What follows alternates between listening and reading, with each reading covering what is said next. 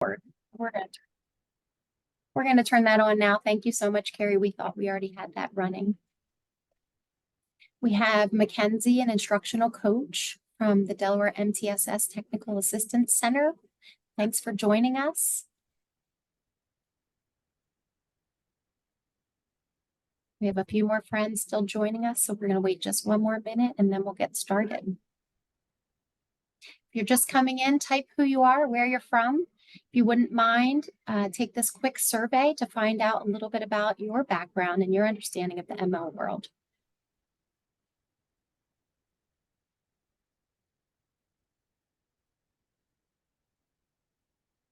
We have Lauren Traub also here from Newark Charter. Thank you for joining us. We appreciate all the support.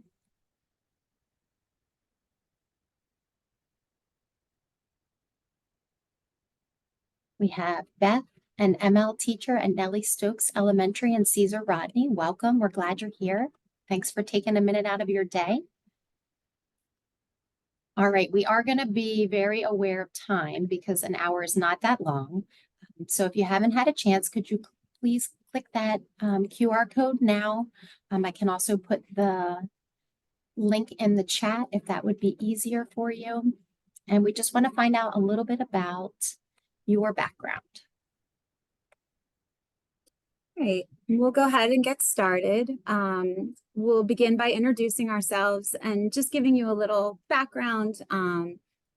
So I'm Marie Cowgill. I'm the ML coordinator at Newark Charter School. I just want to. Oh, sorry. Thank you.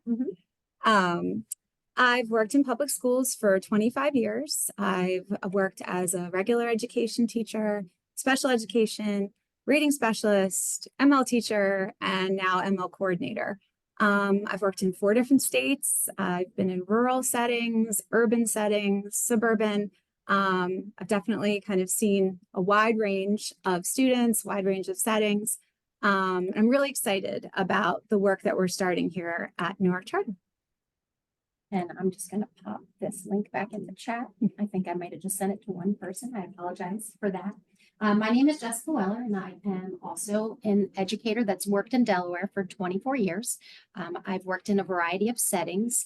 The majority of my career has been in early literacy development, but I just took a new role 2 years ago, and I'm an ML interventionist, but I'm actually working with students in grades 6 through 12. So I'm taking my early literacy background and teaching older students who are non-native speakers how to read and write, and it's very rewarding. And I co-teach content level classes in high school, and I also teach an additional support class. So that's just a little bit about us. So we're going to focus today on how to build an ML council in your organization. We're going to share with you the process that we've gone through, and we're hoping to share some insight. Maybe you want to replicate something like this in your own district or school. And we also welcome your feedback too. If there are times where you want to share something with us that you think would make our program better, we would love to hear from you. So our objectives today, we want to analyze and evaluate our program here at Newark Charter School. We would love for you to compare and contrast what we're doing with your current program. And we'd like to give you the opportunity to create some short-term and long-term goals to enhance the opportunities for the ML learners in your district.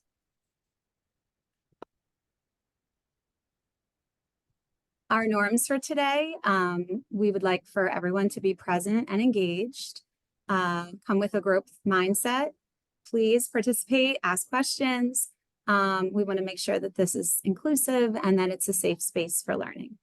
So we'd love to see your faces if you want to turn on your cameras. I used to love when we actually went to these meetings and we got to sit together as a group.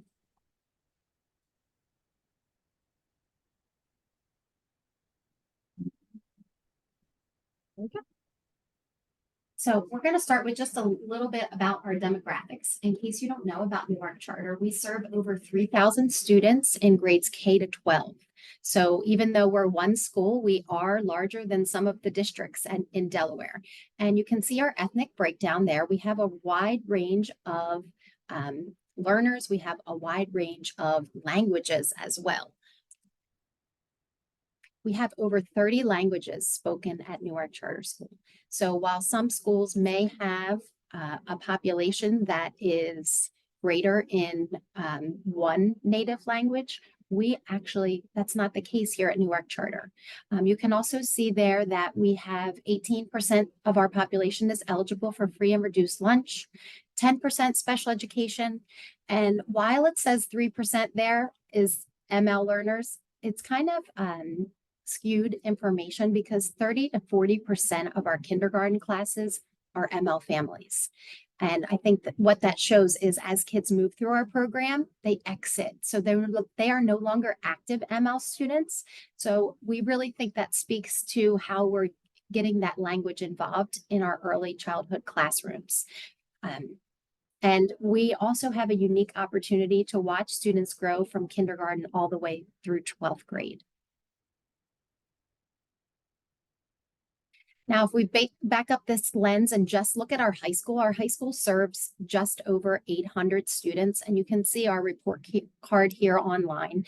We have a 97%, and that's amazing.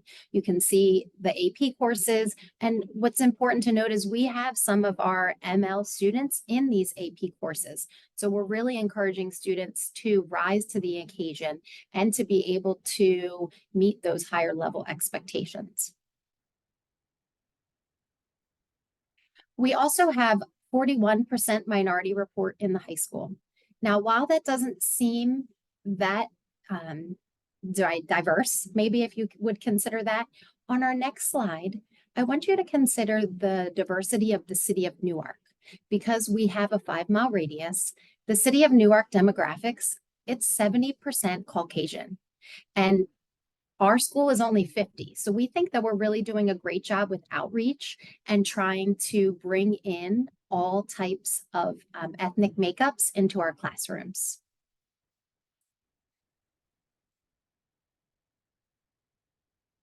All right.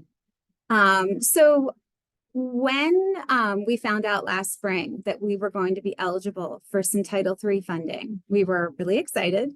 And then we also really had an opportunity to brainstorm, like, how can we take this approximately $10,000, grant and really make the most impact?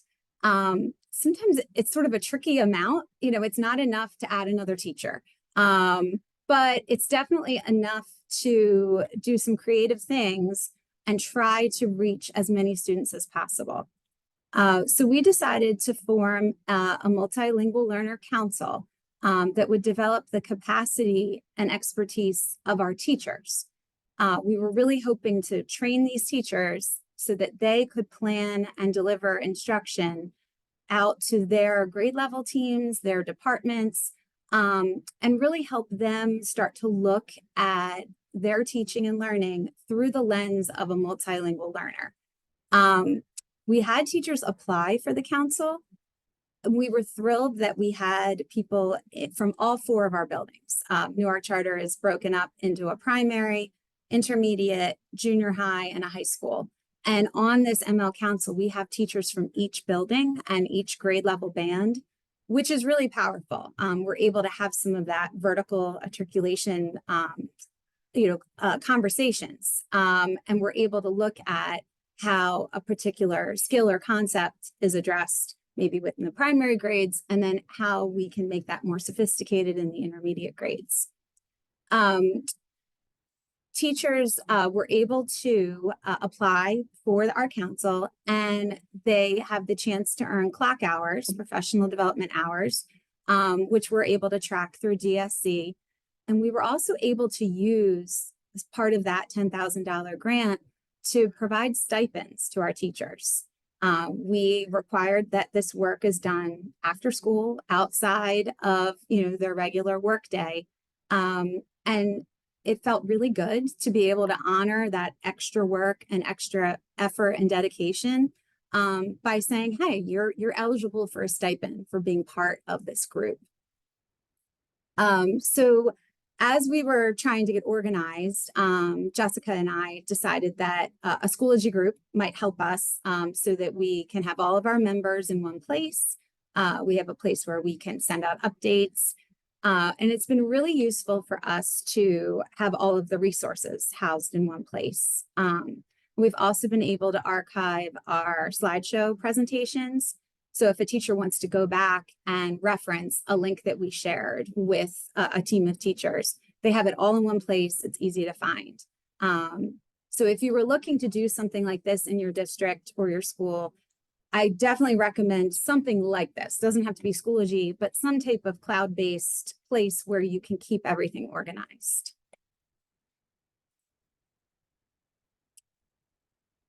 When we wrote the grant, we broke it up into 4 different components. So in our first component, we said that we wanted to have teachers complete some of the WIDA professional learning modules. And we were asking that they do that on their own time. So again, that's part of getting clock hours, part of earning a stipend, that was done on their own. And then we were going to convene in person and then debrief these strategies and plan for that professional learning that they were going to facilitate. I was really pleased that through the WIDA portal, there are high quality professional learning opportunities ready to go. Teachers were able to go in, I created accounts for them. They could go in and access something that made sense for them. So, we had a few science teachers that, took the training here where, we're engaging our ML learners in science. We had a few math teachers join, the math specific one. Some of our primary teachers were looking more at, how to, support multilingual learners throughout the day in language arts. I felt that this was really helpful for us because we didn't have to create all of that professional development. It's already here. It's in self-paced modules. And at the end, teachers can also earn a certificate, saying that I completed this, professional development. So I feel like this was really valuable. And I was glad that we had this resource to be able to share with them. Component 2 from our council was facilitating that professional learning based on those WIDA modules. To me, when I'm doing a professional learning, the most important thing is for me to reflect on it. Was it worth my time? Sometimes I go through something and I think, that I didn't really get much out of that. And we were able to survey our teachers, and they felt like the learning in the WIDA modules was very important to their content area. And I think when we can make something content specific, and it can be something that they can turnkey right into their classrooms, it feels like they're in, making their toolbox, expanding their toolbox to be able to go right and try something right away. We really wanted our staff, once in the ML Council, once they learned more information and put more tools in their toolbox, to be able to turnkey this right into their small grade level professional learning communities. Teachers teaching teachers. It's the most important, I think, way to encourage a culture of growth, courageous conversations, that teacher down the hall that's doing something that's amazing, getting together and having a specific goal. So the teachers from the ML Council, after they completed their modules, some of them were more comfortable than others, but they took it and turned it into a PLC learning opportunity. So this is just an example here of our high school team leader, Erica. She might be here somewhere today, and her teaching partner. They got together, and even though they taught next to each other for, a significant number of years, when they came together with this new learning, they had that spark of how can we do this a little bit better to make sure we're reaching all students. And I don't know a lot about high school content, I'm going to be honest, but I know a lot about multilingual learners. And I think they kind of felt the opposite way, but now they feel like they are empowered. And it wasn't me person who doesn't have that content in science coming in and saying, oh, these are some strategies. It was them learning those strategies and applying it to their content level. So I think anytime we can empower teachers who are currently teaching to work together to reach all learners, you really get that stakeholder buy-in. And I think sometimes that is the hardest part, trying to get buy-in from everyone when teachers already feel like their plates are really full.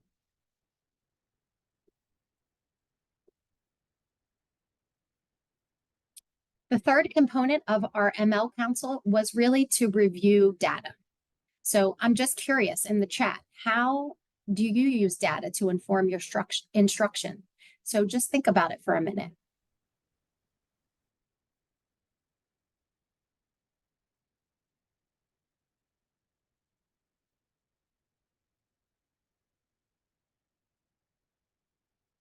So can you type something up in the box? How do you use data? Do you use data? What level are you using data? Are you looking at a specific grade level? Are you looking at an organization? Is it at the classroom level? Where our families can meet and walk and get to, no matter what kind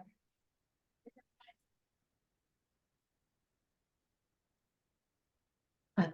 Review data at the systems level to see what's working, where we need to problem solve, guide instructional practices. So we work together with our ML Council to look at some of those access reports to really break those down so that the teachers could understand what they are and how they could use that to target some strategies in their classroom. The teachers felt like, they get these access scores, whether they're active or at the monitor level, but they don't really understand how that can help them guide their instruction with their multilingual learners. We have some more data here. We meet quarterly to review progress, informs our small group instruction. We use data from assessments to review. I love it. It's right there. It's now, it's for tomorrow. Yes, Chelsea, not rigor, but level of text and content. Good job. So after we review the data, some students, require a little bit more. And that's where we, have implemented the English learner acquisition plans. And I think being a K-12 school, I think sometimes when students are transitioning from, a heterogeneous third grade class into a intermediate building, fourth grade where they're phased, and they're working on high level vocabulary, sometimes it's important to put these plans in place so that teachers understand that they have some specific accommodations or modifications if needed with some of our students who are still acquiring language. We want to make sure that we are stretching the bar and making sure that they are exposed to high quality education, but we also want to make sure that they're not failing on the report card because they can't recall vocabulary words. We want to make sure that we are teaching them in their zone of development. Do you have any supports that you put into place when students aren't making progress in your district? We have a question here. How are you sharing the ELAPs with the necessary stakeholders? That's a great question. At the beginning of the year in August, we actually meet with teams of teachers or just the teacher that the student will be with. And we actually go through the ELAP with them so that they understand whether they should be modifying or accommodating so that everybody understands that this student has a plan that says we need to make sure that they have some scaffolding before we hold them to these standards. The plan that you're using, I actually have that later in the presentation. Eva, I have it shared so that if you wanted to take a look at yours and compare it to ours or see what we're using, I have that later for you. Yeah, we started with the template that's in the EL guidebook, but we found that was a little long. And so we were able to condense it, and we'll show you the second sheet is like a checklist. So teachers can see, oh, I have 3 kids, in this group that I'm going to adjust the vocabulary instruction and vocabulary grading. But yeah, we will definitely share the template with you. And what else has also been really powerful in this organization, as far as scheduling goes, we were able to kind of cluster students so that there was, a time where they were together in a setting that an ML support teacher could come and help with some of these tasks as well. I think because we are a K-12 organization, when kids come to Newark Charter, they don't often leave. So I feel like we have a little bit of an advantage when we're setting up our scheduling, that we can also make sure that our students are placed in an environment where there's, we can get more teacher to student ratio.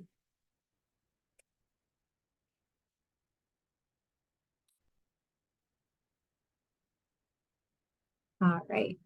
Our fourth component addresses family engagement. We decided that we'd like to have a Partners in Learning night where parents can bring their children and really bring the whole family and engage in activities that they can use at home to support their child's language development. So we had members of the ML Council, which, as you remember, it's teachers from kindergarten all the way up through 12th grade. They were all there sharing one or two resources that they feel like are the most effective, that thing that they're passing out during the parent-teacher conferences saying, hey, this is going to really help your child. Then we also invited the Newark Free Library. So they came with pamphlets outlining their programs. They mentioned that there's going to be a lot of summer activities so that we can address that summer learning slump that we all have to deal with. We also had the city of Newark join us, and they brought information about summer camps. And I was able to speak with some of the families and say, we're obviously supporting your L1, your first language, but if you're at home and you're speaking Korean all summer, maybe join a summer camp too, so you can still practice your English skills with other native speaking kids. And you could see sort of the light bulb go off for some parents, like, oh, that would be great. And my kid would love to go to art camp. But they're just not always aware that all of these things are happening right in their community. So that part was really powerful, I thought, to have those community partners join us. And I think we have some pictures. So you can see our different teams of teachers. And then we also had our community partners there. And we created an invitation through Canva. And as soon as we told the kids that, we were going to have free ice cream for everyone, they got very excited about coming. I think sometimes, trying to get people to come out on a school night is hard. We knew that we couldn't use money from the grant for the food. So we had to brainstorm other ways to get the ice cream paid for. But having that food component, I think, was really important in terms of getting, enough people. We probably had around 100 people. I think we had about 20 families come. And I encouraged the kids. I said, bring everybody. I want to meet your little brother. I want to meet your older sister from the high school. And so most of the time it was the whole family that came, which was really great. Let's see. There are some of our little ones that found each other. And there's my friend Christine, who found me yesterday and said the ice cream was amazing. And she brought both of her parents, which was wonderful. So I feel like this piece was really a nice way to kind of wrap up what we've been working on all year.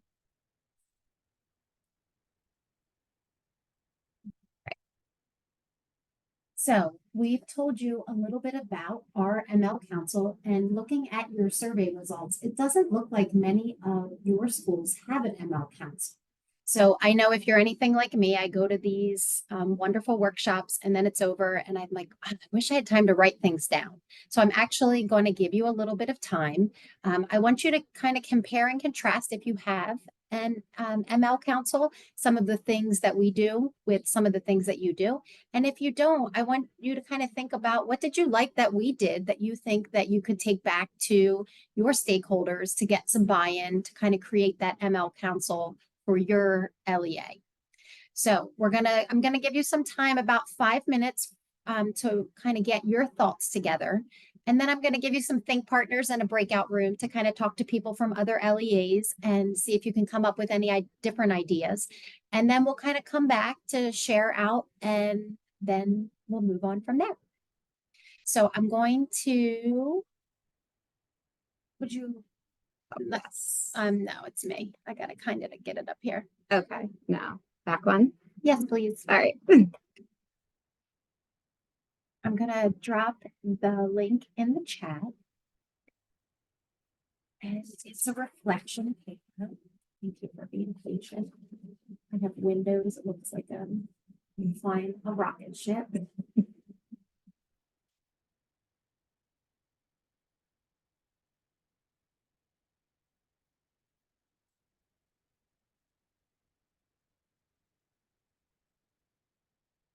So I just dropped it in the chat. You should be able to go into the document. You won't be able to edit that document, so you just need to hit File, make a copy, and you can work on it independently with, if you have any, I know there's a couple of groups that have a lot of people in the room. See if you can talk about some different things, and then we'll kind of come back together. Does anyone have any questions? Okay.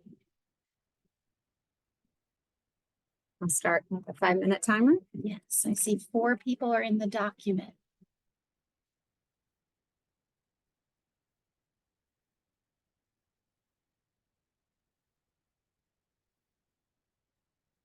Yes, Chelsea, you'll need to make a copy so that way you can put your information on there.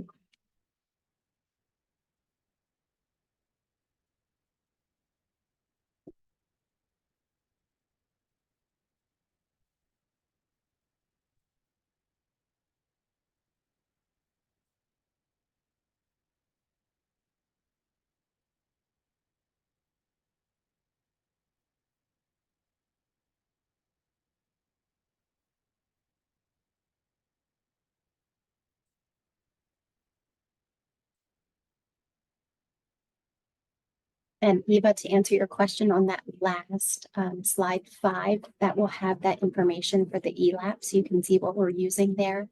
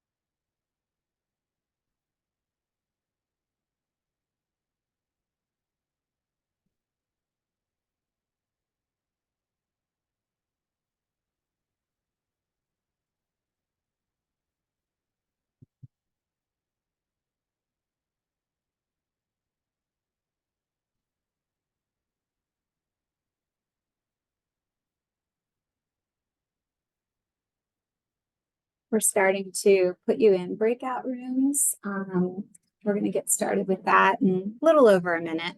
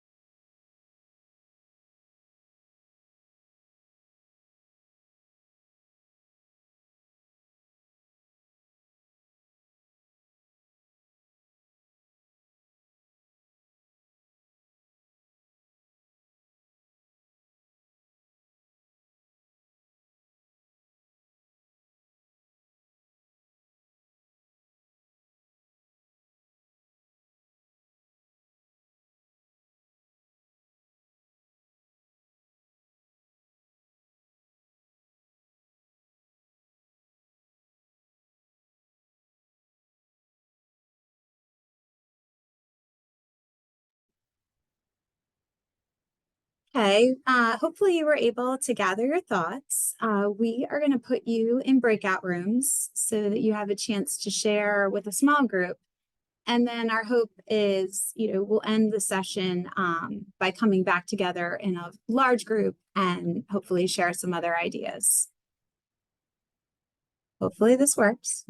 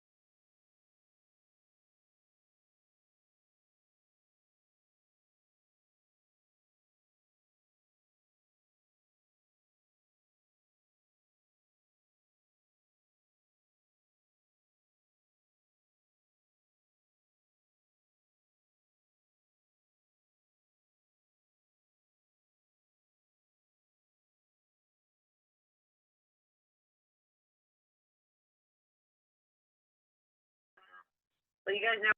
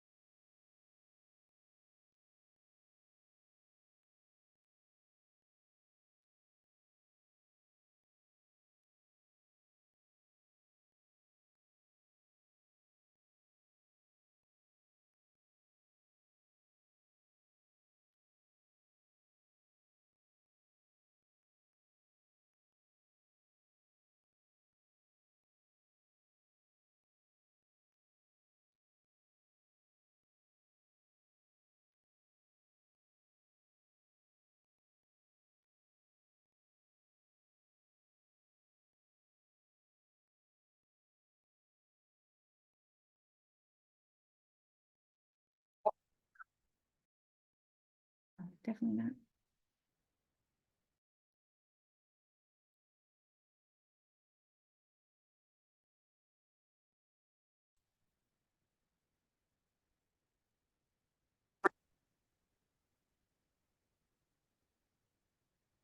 Is bring the forms and we're gonna sit down with the kids. I'll put them in core classes because based on proficiency level. But let's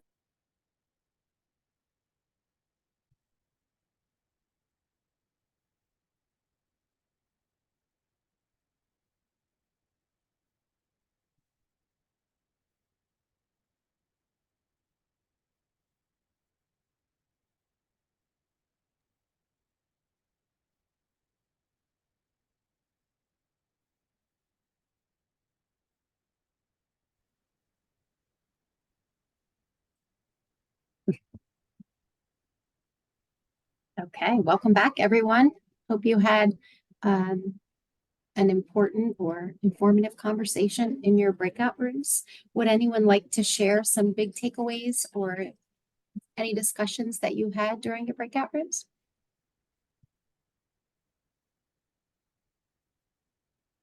So I'll just start. So we talked a lot about, and actually Charlita and I actually spoke about this during one of Milford's ML Olympics events, and we were saying how, a big thing I'm hearing a lot is if you feed them, they will come. So we talked a lot about, how do you feed them, offer food or some, good goodies to kind of bring them in and bribe them to come in to get as much buy-in as possible from the families and the students.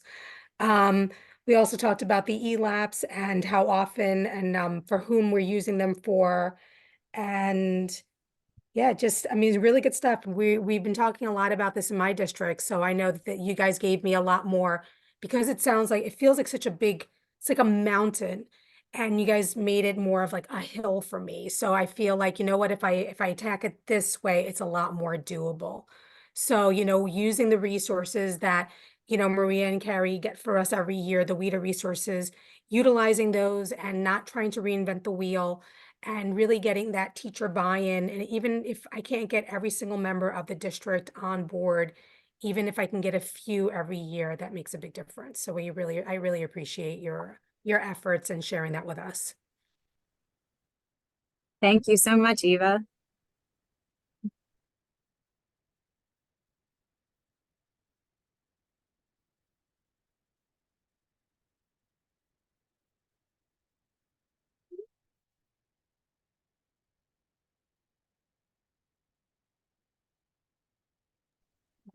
All right, anybody else want to share?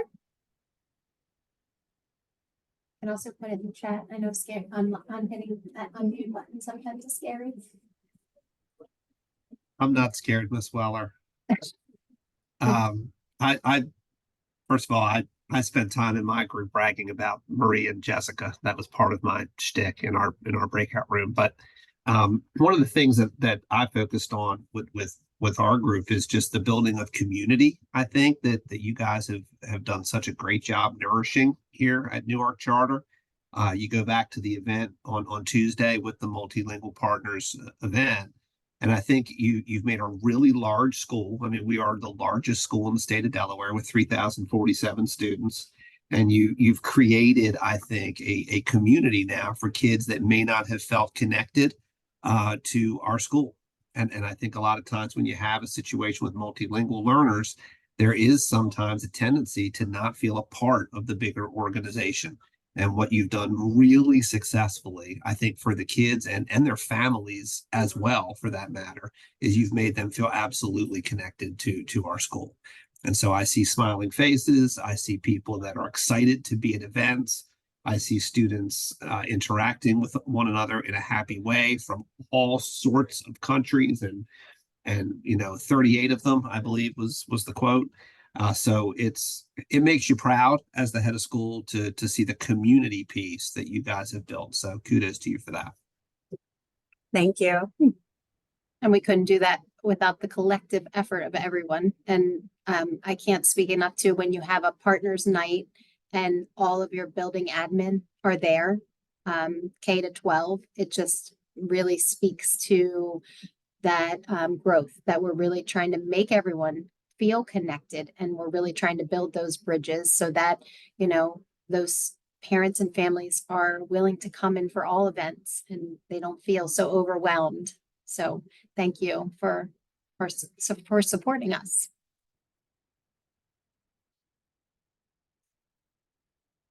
Anyone else want to share? Well, we truly appreciate all of you coming this afternoon and sharing a little bit of your time with us. We do have a feedback survey at the end. So if you wouldn't mind filling that out for us. Marie, you want to share your screen? Oh, sorry, thought I was. That's okay. Let me. Sorry, it's gonna be a second. Got this. I can do this. More. There's.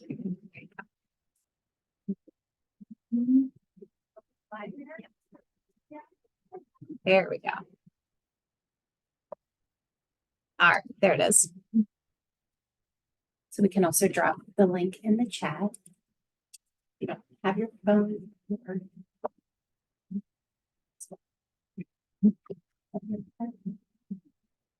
And our contact information is there too. So if you have any questions, anything we talked about today, and any feedback for us too, if there's something that's working in your district that we don't know about, please tell us. This is our first year doing this, and we know that there's areas where we want to improve. So we definitely appreciate your advice and your input. And I think that's probably it for today. Great. We'll stay on for a minute if anybody has any questions. Otherwise, enjoy your day, and thanks for joining us.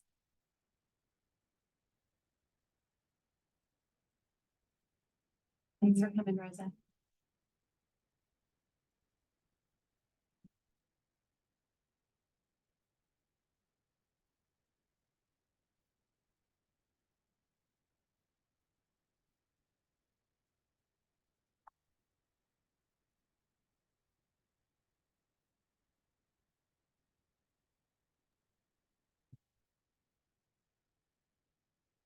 Babies.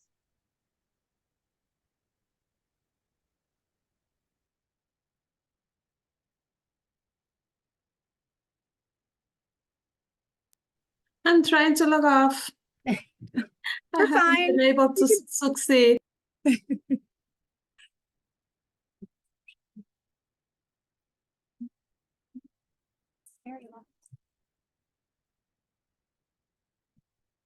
Hi, Carrie.